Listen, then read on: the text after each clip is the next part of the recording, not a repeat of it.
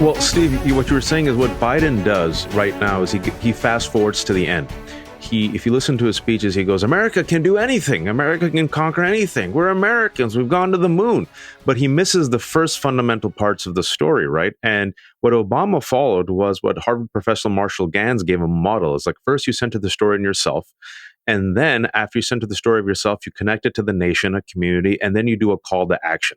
So when Obama says change and hope, he says, look at me, a multiracial kid who's lived around the globe. And if I can make it, anyone could make it. This is the story of America, where a guy like me can make it. And people are like, damn right. Yes. Now change, hope. Trump did bullshit, but he also did the same thing. Self-made man, wealth, power, grievance, privilege, make America great again. I can make America great again because I made business great again. And people are like, that guy sold a bullshit story of being the gilded kingmaker. So much so, I want to remind people that when I saw Home Alone 2 in the movie theaters, people forget there's a cameo by Donald Trump.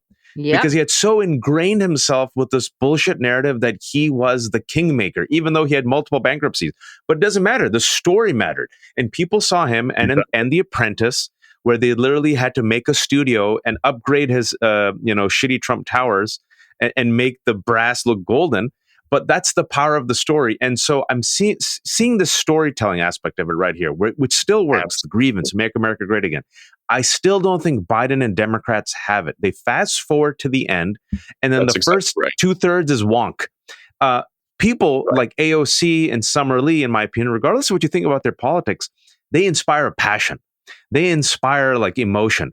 What should be the story then that Biden and Democratic establishment instill in America leading up to this pivotal election that I think we all agree can have a dramatic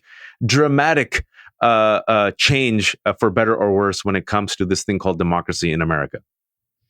It sure can. You're absolutely right that Biden just fast forwards to the end. He says America's so great, and that's it. But he doesn't really give us this compelling story of how America became great and how we overcame all these obstacles, and you really do need that story.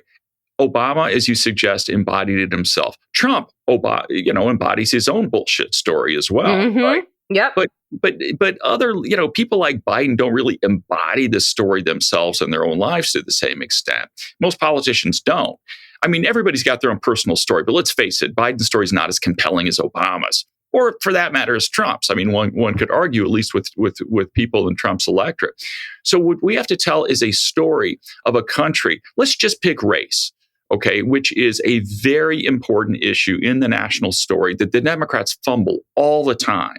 So the Democrats don't seem to realize that whether we're talking about educating kids of the truth, telling them the truth about slavery and Jim Crow and our horrendous history of racial oppression in this country, or whether it comes to a whole host of other issues, including immigration, that we have vast majorities on our side. The Democrats act as if, the Republican cramped ethno-national story has 75% of Americans behind it. It does not.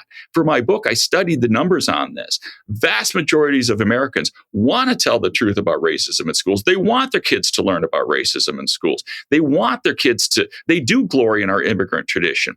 Americans are much more pro-immigrant now than any time in our history. We should be taking that to the bank. So we build those facts into our we acknowledge the fact that we have an advantage as voters on that. Mm-hmm. So what the Democrats tend to do right now, and this prevents them from telling a compelling national story that includes this crucial component of race and our overcoming racial oppression incompletely, still a woefully incompletely, but still we have made great strides. And instead, they just try to skirt the culture war issues because they think the Republicans have the advantage.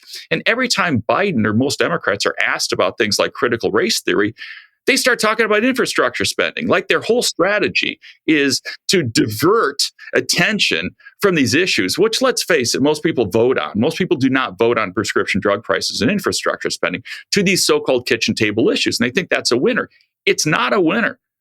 It makes them look like cowards, first of all. It prevents them from telling a truly compelling national story. And infrastructure spending is not going to be part of any compelling national story. So I have a part in the book where I talk about how the Democrats fall down on their faces on this. And I take critical race theory. Okay, so after Glenn Youngkin's election in Virginia, you might remember this is November 2021, the alarm bells went off for the Democrats because this is a deep blue state. And here you've got this Republican who came along and defeated a popular former Democratic governor, Terry McAuliffe. And everybody wanted to know how he did this. Well, Youngkin talked in his campaign about giving more power over their kids' education to parents and not like dwelling on CRT, on critical race theory in the schools. He ends up winning. So after the election, journalists go to leading Democrats. They ask them, so what happened? How did this happen? And there was one particular press conference that was held the day after Youngkin won, with Biden. It was at the White House. And a journalist asked Biden, he says, basically, look, the right is weaponizing critical race theory. What do you have to say about that? What is your line on critical race theory? Biden starts talking about infrastructure spending. Okay. So, and he goes on and on and on. And another reporter presses the case and says, no, but Mr. President, really, they're lying about critical race theory. They're lying about the Democrats thinking that the only history of America is this long like parade of oppression. What do you have to say to that? He starts talking about prescription drug prices and the price of gasoline. All right. He won't answer the question. Now, and this goes on, there's a third and a fourth iteration, and finally the journalists are just worn out. What does this show Biden to be? It shows him to be clueless about the fact that public opinion is on our side, and if you played this right, you could take it to the bank in elections. Number two, it makes him look like a coward. It makes him look, So if you want to mobilize the base and actually inspire people who are not necessarily progressives, and people who are whites who are not necessarily, or centrists or moderate right, who are definitely down with their kids knowing about the truth about what happened in our country's history, but are not necessarily progressives. If you want to win both of those groups, what Biden should have done, in my opinion, is say, look, CRT, what the hell is that? I think the Republicans made that up to divide our great nation. And if by critical race theory you mean, that our country is this hall of injustice that can't improve itself and that racism is the only, aspect of our country's history, we've never made any progress, I'll tell you that's a pile of shit.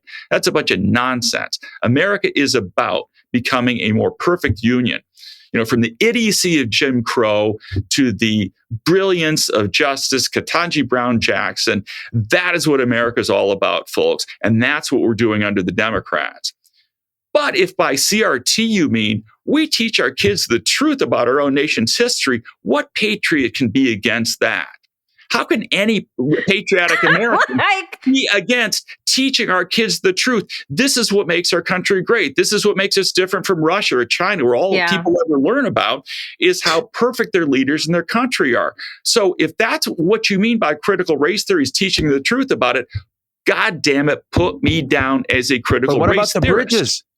Now, if Biden literally spoke that way, Trump couldn't get public attention for anything but his indictments.